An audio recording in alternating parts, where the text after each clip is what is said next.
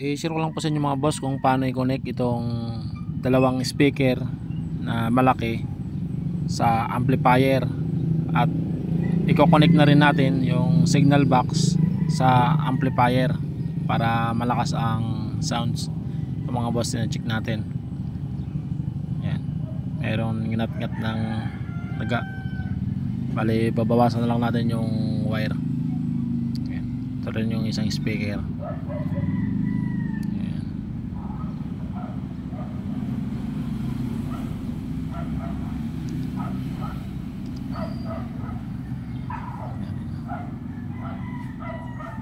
Kararating lang nitong speaker, galing daw itong Manila pero ginamit na doon sa Manila, pina-connect sa atin. Ayan. Bawasan na lang natin yan mga boss. Ayan. Mas balatan natin ang wire.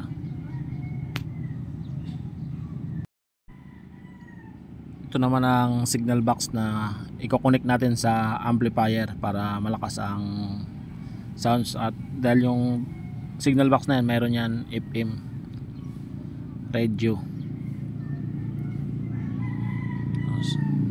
tulan muna natin tapos balatan ulit, saka na natin ikabit sa amplifier. Sa speaker wire meron yan negative at positive. Yung itim ay negative, positive naman yung red, plus minus. Plus yung red, minus naman yung itim na wire.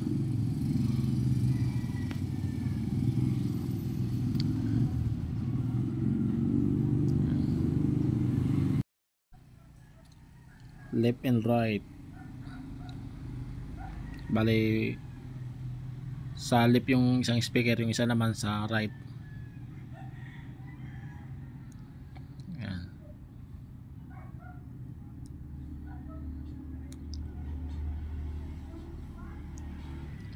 Positive tapos negative naman sa isang speaker yan.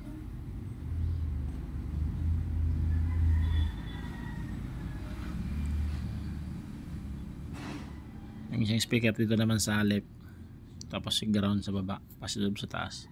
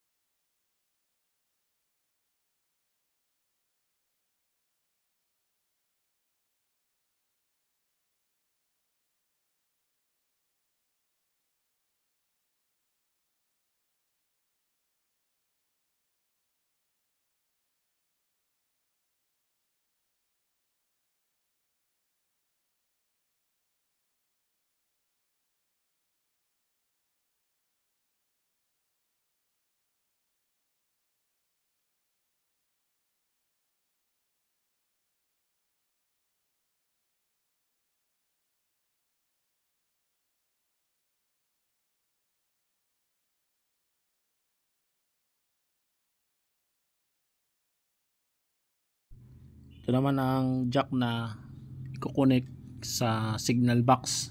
Ayan. Audio video, pero kakabit lang natin dyan yung audio dahil yung TV ang ginamit na video connection ay HDMI cable. Ayan, ilapat lang natin dyan, isagad natin dyan, tapos ilagay natin dito sa CD BCD. Ayan. Yung audio na yellow jack, lagyan na lang natin ng electrical para kung sakaling dumikit naman dyan ay sa amplifier hindi mag ground. Balutan natin ng electrical tape. Yung ginamit natin na jack para sa audio na papunta rito sa amplifier ay yung original jack yan ng signal. Ang pwede dyan yung jack ng satellite at yung old SkyDirect, pwede yung jack na yun para dito sa ating amplifier na galing doon sa signal HD. Ito naman dito sa mini box ipinapakonect sa atin. Ayan. Ano yan? Ayan, mini box. Ano raw yan? Video okay raw yan. Gamit sa pag video okay. Ilagay natin dito sa tuner. Mayroon naman dun sa front selector, isi-select na lang natin dun sa tuner or tape. At ito naman na yellow jack, i-connect naman natin to sa TV. Yan naman ay video. Yan.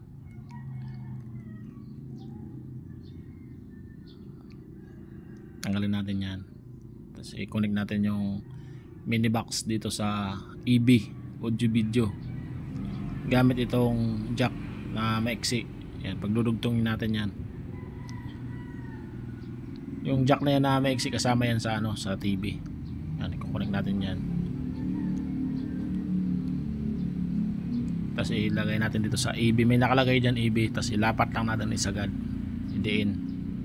Kasi kapag nakahang yan, hindi nakalapat, hindi yan magkakaroon ng video kaya sounds.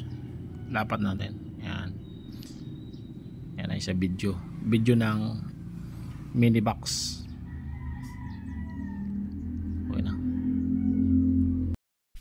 Iuna natin mga boss ang ampli at yung mini box, yung signal naka-open na, at yung TV. Ayan. Meron na yan sounds, bali nakamute lang tayo para hindi magkaroon ng copyright. Ayan. Settings natin dito. Ayan. CD, tape, tuner.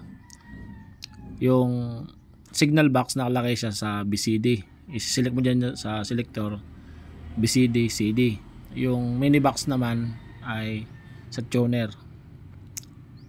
Select mo tuner. Ito 3 volts. Yung kalansing yan. Tapos ito boses. Ganyan lang. Tapos bass. Ganyan lang mga boss. Ang bass wag natin taasan dahil masisira yung speaker. Ito power. Ayan.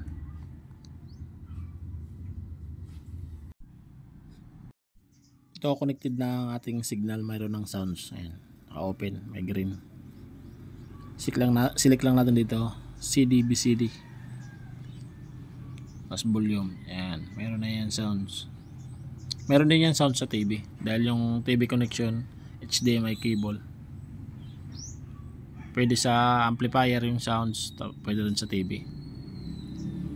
Ayan. Okay na. Bale yung mini box hindi natin napag video dahil raw yan, mayroon daw yan remote, di pa natin yung kabisado. Hindi nagkaroon ng video doon sa TV. Sabi ni Boss Madam mayroon daw yan remote. Kailangan daw yan i-power on. Ayan, okay na. Tingnan natin dito kung nakalapat. Ayan, dapat nakalapat yan. Ayan. Press natin sa remote ng TV source o kaya input, tapos lagay natin sa AB. Ayan, HDMI signal yan. Kung yung mini box lagay natin sa EB, audio video.